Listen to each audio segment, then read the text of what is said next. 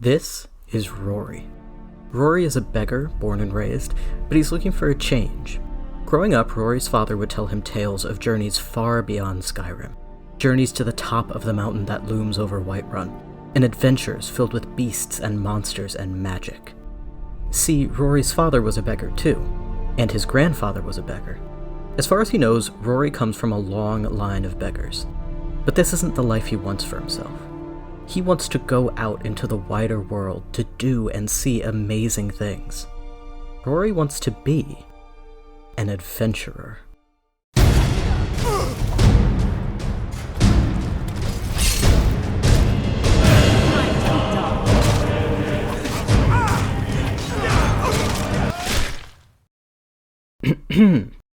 As I was saying, Rory wants to live a normal life in Whiterun as a model citizen. So today, join me in following Rory's journey to break the cycle of poverty as we find out, can you make a living wage in Whiterun? What do I mean when I say a living wage? Well, we have to be able to afford the basic necessities. Since in Skyrim we don't have to worry about things like water and electricity, I've broken it down into the big three: food, shelter, and family. I've activated survival mode for this playthrough, so not being able to afford food or a place to rest will have negative consequences. We also, on occasion, may need a small amount of funds for things like clothing or potions. I have soft goals for this video, but the main one is to own a home. For this, Rory will need to save 6,800 gold to buy Breeze Home. I could go for the Tundra house added in the Anniversary Edition, but not only would that cost 700 more gold, it's also all paid up front since the house comes pre-furnished.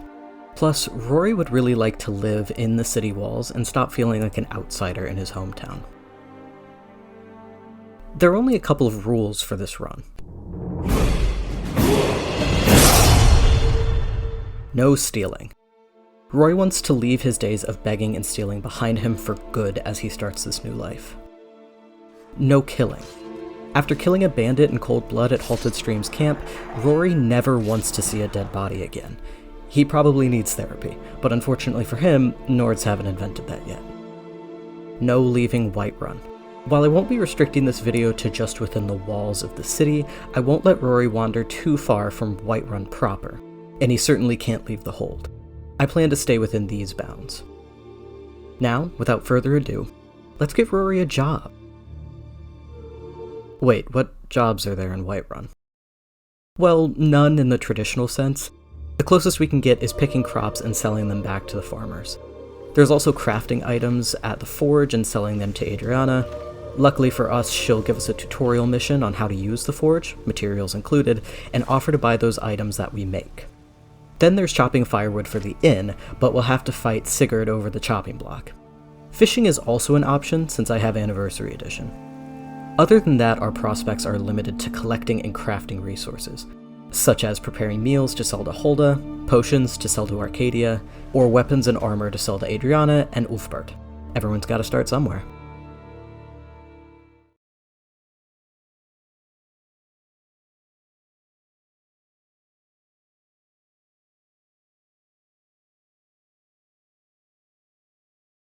So, Rory's first day as a working man begins. I started off by checking any containers for free items, avoiding stealing of course. I could only find one unowned barrel beside the War Maiden, but it got Rory his first meal of the day. I also collected a woodcutter's axe next to Belethor's and a second one in front of the Bannered Mare. Apparently there's a second woodcutter's block there that I didn't know about, so it looks like Sigurd can keep his to himself. I was going to sell the second axe to buy a pickaxe, but it wasn't enough gold, so we'll have to keep saving. That was just lying around?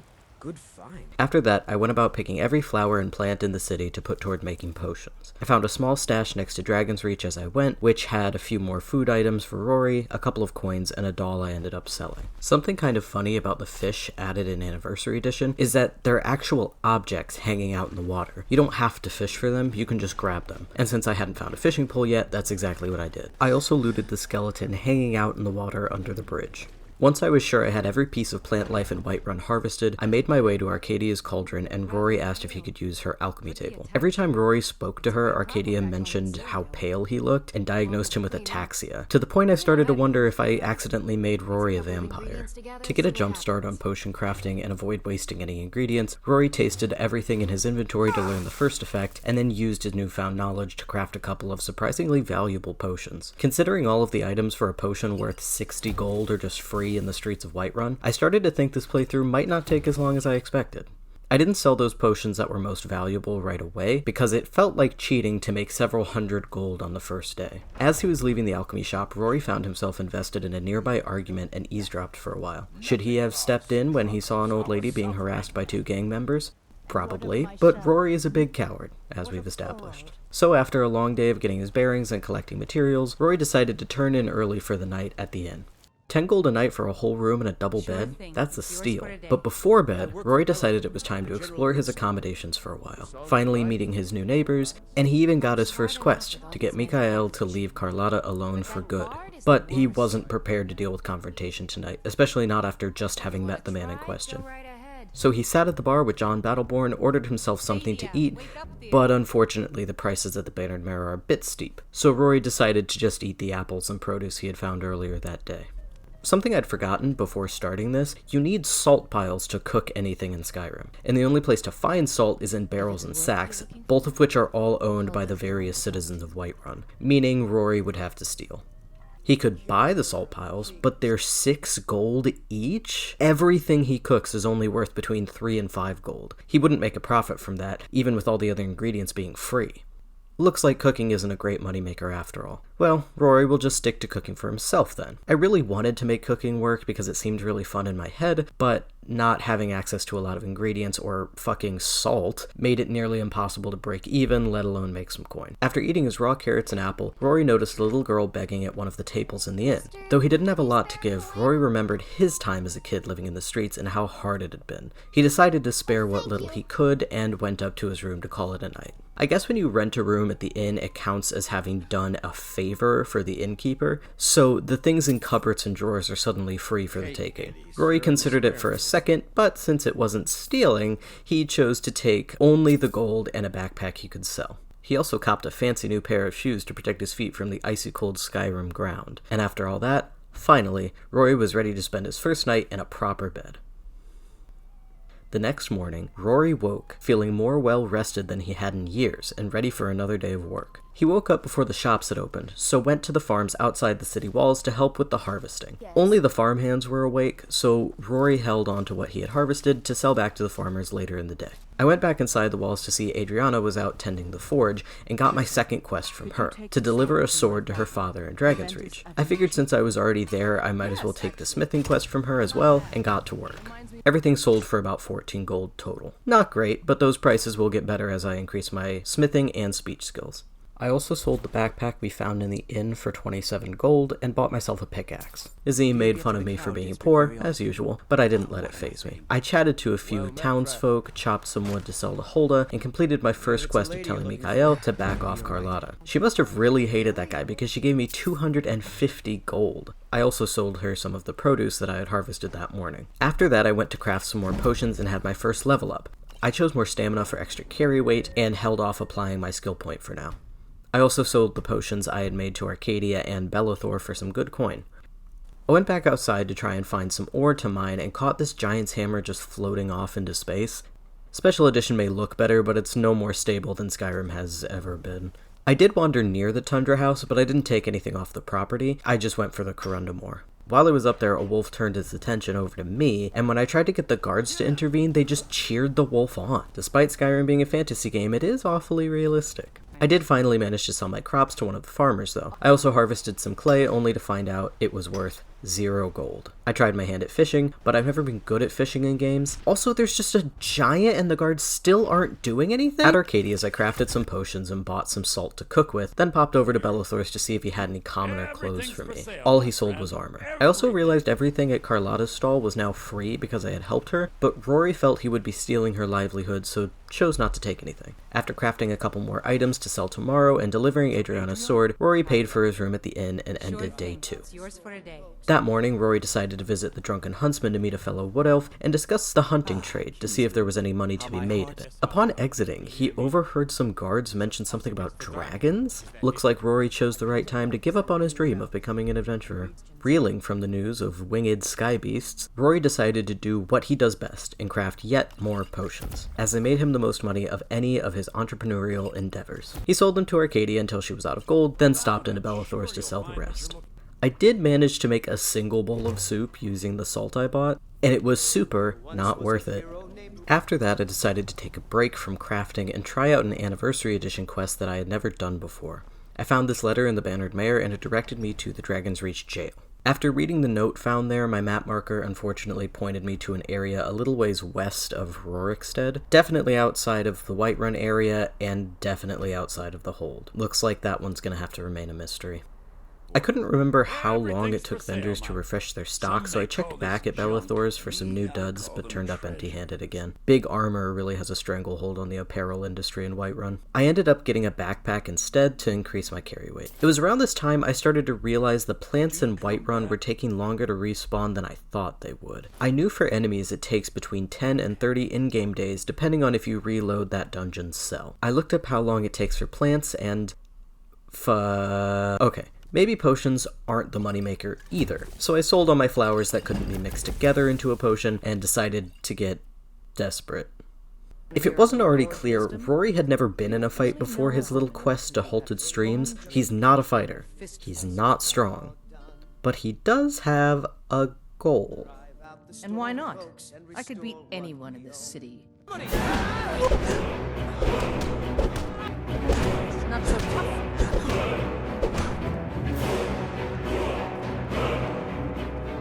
Now that's what I call a punch. Luckily, Uthgerd held no harsh feelings after the brawl, and she and Rory had a bit of a heart-to-heart. Uthgerd had let him win. She told Rory about her past actions and how she wanted to prove her strength, but was too worried she'd hurt him. She recounted the events that got her barred from joining the companions, and Rory listened closely as he watched Uthgerd shrink into her armor out of shame.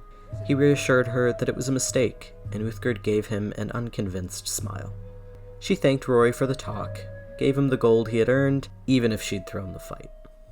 Rory felt pumped after having won the fight, and wanting to keep that energy going and those arms working, he searched the perimeter of the city for ore to collect. He found mostly iron and a little corundum, and some quicksilver. Nothing we know how to craft at this point uses quicksilver, so I just sold it. I also saved Lars from being bullied by Braith, and he gave me 2 gold. Better than nothing, I guess. It was starting to get late, so before his arms gave out from a day of brawling and mining, Rory took up the axe and chopped a bit of firewood to cover the cost of his room that night. As Rory entered the Bannered Mare, eyes heavy with the need for rest, a glowing figure caught his attention. There in the center of the tavern, illuminated by a roaring fire, stood Ysolda. Her pale skin and bright blue gown drank in the firelight and reflected out a youthful shine. The inn was mostly empty, rare for this time of night, and the silence only made the scene before him all the more stunning. Rory, lost in the thoughts of the beautiful woman before him, hadn't even noticed that her gaze turned to him until their eyes had already met. Rory felt his face warm as a shy smile spread across Ysolda's lips. He knew Ysolda got attention from most of the men in Whiterun, but that smile, could it be that she saw beauty in him too? After cooking and selling some food to Hulda, Rory went right to bed, but he couldn't fall asleep. All he could see when he closed his eyes was a lovely smile and a bright blue dress. When the sun rose that morning, Rory woke feeling giddy. He knew Ysolda would be in the market, as she always was, and he wanted nothing more than to talk to her, to see if she felt the same connection he had last night. As he stepped outside, standing in front of Carlotta's stall was her, the beautiful Ysolda. Rory, nervous and excited, went up to introduce himself. He offered his name, she offered hers, and for lack of a better line, Rory asked, "So, do you come to the market often?" He felt silly as the words left his lips. It almost felt as though he hadn't said them. They simply floated off his tongue against his will. Ysolda giggled, a good sign, and began to explain her career ambitions to Rory. Once I've made enough money trading with the Khajiit caravans, I'm going to buy the Bannered Mare from Hulda, she said, determination in her voice. Rory offered his help in any way he could, to which Ysolda asked him to find her a mammoth's tusk. Conveniently, Rory had snagged one while at Halted Stream's camp. It was a souvenir he took for himself to commemorate his first and only adventure, but if it meant the woman of his dreams was happy, Rory was happy to give it away. He delivered the tusk to her that night after a day of hard work and went to bed with a smile on his face. I've accepted that the flowers aren't coming back. Things started so well and I really thought selling potions was going to be our fast ticket to a house, but we're going to have to find another way. The last quest I can think of that doesn't require leaving Whiterun is the Hall of the Dead. Anders needs his amulet back, and for some reason, he thinks I'm the man to fetch it. I just ran through the catacombs thinking the skeletons down there wouldn't follow me out, but they did. So I ran out of the Hall of the Dead and let the townspeople take care of them for me. Once again, the guards are useless. And for all that, 15 gold. I really am running out of ways to make money. I waited for 10 PM to come by spending the time turning my ore into ingots and using those to make a couple more daggers and helmets. Adriana was still outside, luckily for me, so I was able to sell what I made right then. Rory had been mulling over what the owner of the Drunken Huntsman had told him. Hunting seemed like a lucrative profession, so he did spend some of the gold he just made on a bow and a couple of arrows to try his hand at hunting in the morning. The next day, Rory went out with his new tools and searched for his first prey. He was able to get a couple shots in on a deer and an elk, but the only thing he managed to kill was a mud crab because it was coming straight for him. Oh, a new alchemy ingredient. If only I had some flowers to mix it with. One failed hunting trip and a bruised ego later, Rory sold his bow and remaining arrows to Adriana. He didn't like killing things anyway. He was probably missing on purpose because he didn't want to hurt the deer. After the blow to his finances, Rory remembered something else he had taken from Halted Streams. One of only 2 known to be in all of Skyrim, a powerful spell only mastered by the most proficient mages in all of Tamriel. And a homeless guy in Whiterun. Transmute Ore is a spell that lets you turn iron ore into silver ore, and then silver ore into gold. Most of the ore veins around the walls are iron ore, so as long as Rory can stay in the walls for a while, those veins outside will replenish, and he'll have gold to use however he likes. Finally, Rory had a means to make some real money. I got silver to make a silver ingot, and used that and a garnet I'd gotten while mining to make a ring worth a grand total of 160 gold, which only sold for 58 at Bellathor's. Finally at his wit's end, seeing no other opportunity for gold, Rory marched his way up to Dragon's Reach to take anything that wasn't bolted down. Wait, isn't that stealing? You may be asking. Well, as you can see, none of the item names are read in the menus, and it says take on the interaction prompt, not steal. And that's because stealing from the rich doesn't count.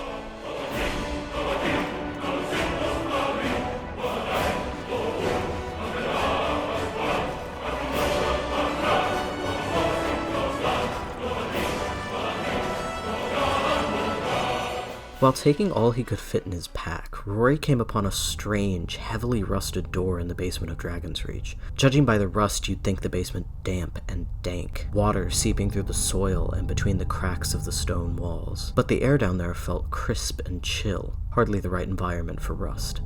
No. As Rory stared into the flaking metal accents on the door, he felt a shiver of pure dread trace down his spine. The rust was not from moisture. It was born of corruption. As this thought entered his mind, Rory heard a weak, breathy voice calling out from behind the lock. It whispered seductively, hissing commands he felt inclined to follow. The voice behind the door thirsted for blood, craved its red glimmer, its warmth, and its viscous drip. Gross. Rory was careful as he went not to take anything if its disappearance might be noticed. He took only things of which they had abundance. Things like gold, food, and a fancy new outfit. I also found an amulet of Mara in a wardrobe which will help us propose to Isolde later down the line.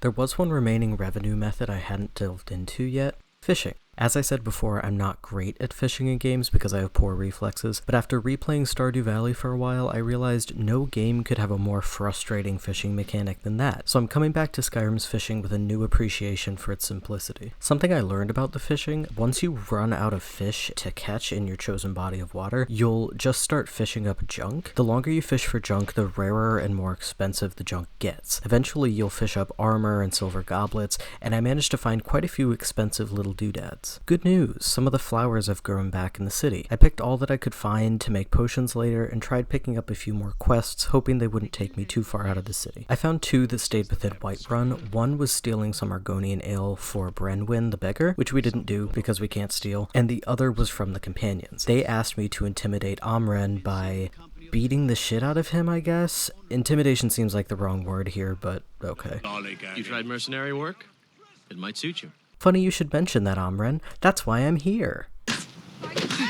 After the fight, Rory went back to the companions to turn in the quest and found that everything in Jorrvaskr was now free. Now, because we were so close to the initial 5,000 gold needed to buy Breezehome, I started to stretch the rules a little. Rory wasn't going to steal anything still, but where he previously wouldn't have taken their plates and cups, at this point, all he wanted was a roof over his head. If the companions said it was free, Rory was going to take them up on that. And finally, after countless nights at the inn, countless days of crafting and laboring, Rory finally had enough gold to buy his dream house, Breezehome. He even had 200 gold left over for a bed. His own bed, his own house. Next on the agenda, finish furnishing the place. As much as he had wanted to wait until the house was complete, Rory couldn't help his excitement and wanted to tell Ysolda as soon as possible. Finding her in the market, Rory shared the big news, hoping Ysolda would be just as thrilled. She was happy for him, even hinting that one day soon she might come visit, if he did one last thing for her. Of course Rory wanted to help. If this woman was to be his wife one day, he wanted to do anything to make her happy.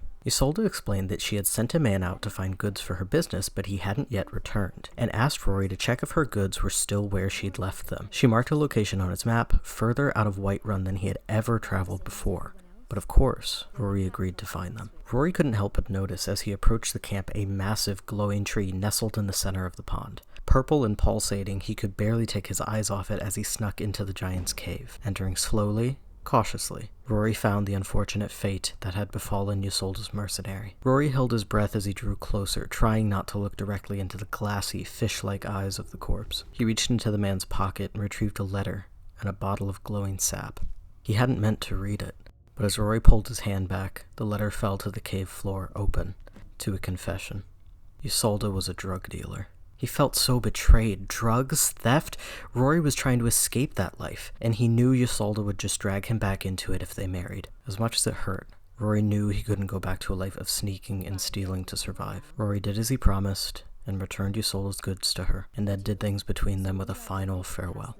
He returned home that night, to an almost empty house save a single bed and a chest for his belongings. Rory knelt beside the chest and, with a heavy heart, placed his amulet of Mara at the bottom. More fishing, more potion selling, more waiting for vendors to replenish their gold, but this time in a house instead of at the inn. A couple of real-world hours and almost 2,000 gold later, Rory had finally done it. Breezehome was now owned and fully furnished by Rory. With his hard work, blood, sweat, and tears, and the money he had saved all on his own, Rory had successfully dug himself out of generational poverty. Rory entered his house to take it all in. The cozy fire pit in the entry, the dining table fit for a feast, a bed, a king-sized bed all to himself. All this by Rory, for Rory, and Rory alone. Because he was always alone. Rory sat quietly in his empty house, staring at the front door. He closed his eyes and pictured a beautiful woman walking in with 2 happy children on her heels, rushing in to hug their father. Rory would hand them gifts that he had bought for them and treats he had cooked. He'd play with them in the main room as his wife watched on laughing, sitting down to a dinner that Rory had made for her. He'd grown quite an appreciation for cooking since he started making meals to sell at the inn. In fact, Rory would say he liked cooking. He liked chopping wood for the fire, sharpening his tools, foraging flowers and herbs for his potions. He enjoyed preparing for a journey he knew he'd never go on, because he loved Whiterun. His adventure to Halted Streams camp was all he needed. He had proven to himself that he could become a new man, but he wanted to do it in his favorite city in all of Skyrim. At that moment, Rory realized he didn't want to be an adventurer, but he had all the skills to keep one alive, and a love for stories of escapade. He would be the perfect partner to an adventurer. Rory started to think back on his talk with Uthgerd after their brawl. Such a strong woman cast out from Whiterun society for her actions in a previous life. A woman like her deserved a second chance. A chance to prove herself as a talented warrior. A chance at a new life as a mercenary. With a loving spouse repairing her weapons and armor upon her return home, a husband to dress her battle wounds and cook her a hearty meal before her next quest, how could she fail? Rory's eyes snapped open and his face lit up with excitement. He raced upstairs, digging his amulet of Mara out of its resting place and draping it around his neck. With a skip in his step, Rory marched his way to the Bannered Mare and burst through the doors. He found Uthgerd sitting where she always did and professed his love for her, presenting the necklace as proof of his commitment. And to his joy, and his relief, she said yes. Rory bought them a carriage ride to Riften, his final trip away from Whiterun, and the next day, Rory and Uthgerd began their lifelong adventure together. While they were there, they also adopted a son from the orphanage because someone died or something. That's weird. I don't know when that happened. When they returned home, Rory saw the little beggar girl he had helped when this all began, when he was still homeless himself, and asked if she would like to be part of their family too. To say she was elated would be an understatement. It may not be the life he imagined for himself, but with a comfortable living in a home full of the ones he loved, how could Rory ever complain about his new life and the adventure he went on to get here?